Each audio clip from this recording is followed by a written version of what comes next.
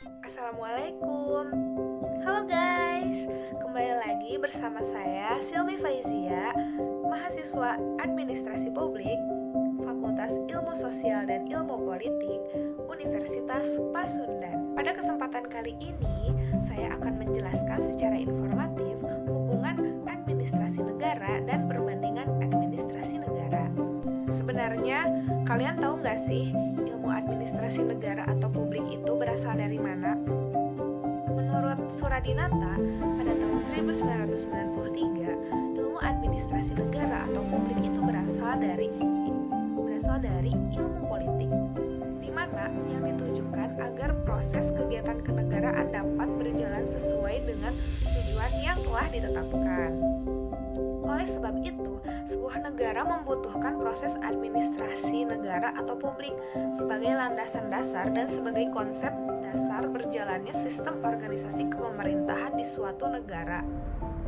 Keberadaan administrasi negara atau publik berperan sangat penting dalam perumusan kebijakan negara serta bagian dari proses berpolitik. Administrasi publik dipandang sebagai bagian yang sama pentingnya dengan fungsi pelaksanaan kebijakan negara. Oleh sebab itu, administrasi negara atau publik mempunyai peranan yang lebih besar dalam perumusan kebijakan, implementasi, dan evaluasi kebijakan. Dan orientasi administrasi publik bersifat non-profit karena tujuannya untuk melayani masyarakat. Beda dengan sektor swasta yang berorientasi privat dan tujuannya mencari keuntungan atau profit. Administrasi negara atau administrasi publik dapat dikaji dengan beberapa teori, yaitu yang pertama ada teori deskripsi eksplanatif. Teori ini memberikan penjelasan secara abstrak realitas administrasi negara, baik dalam bentuk konsep, proposisi, atau hukum. Pada dasarnya, teori ini menjawab dua pertanyaan dasar, seperti apa dan mengapa, atau berhubungan apa dengan apa. Pertanyaan apa menuntut jawaban deskriptif mengenai realitas tertentu yang dijelaskan secara abstrak pada konsep tertentu. Yang kedua, ada teori normatif. Teori ini bertujuan menjelaskan administrasi masa mendatang secara prospektif. Teori ini mengasumsikan keadaan yang akan dicapai, misalnya menciptakan negara yang makmur, aman, dan sentosa.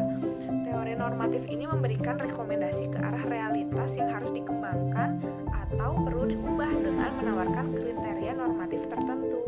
Misalkan lebih mengarah kepada realitas pelayanan publik yang ada, seperti efisiensi, efektivitas, koordinasi, planning, organizing, controlling, commanding, dan lain sebagainya. Yang ketiga, ada teori asumsi. Teori asumsi menekankan pada prakondisi atau anggapan adanya realitas sosial di balik teori atau proposisi yang hendak dibangun. Sesuatu yang belum dapat dicapai atau hendak dicapai diasumsikan akan dapat dicapai dengan berbagai usaha dan strategi. Jadi teori asumsi ini dapat tercapai jika kita mau memantapkan, jika kita mau mempersiapkan sesuatu yang akan mendatang. Jadi kita harus mempersiapkan dulu gitu. Dari teori asumsi ini tuh kita ubah, kita implementasikan kenyataannya akan seperti apa. Yang keempat, ada teori instrumental. Teori ini mengembangkan pandangan yang bersifat strategis guna mencapai tujuan tertentu yang diharapkan memberikan kepuasan. Dalam teori ini diajukan pertanyaan mengenai strategi, alat, dan media yang harus dipergunakan untuk mencapai tujuan.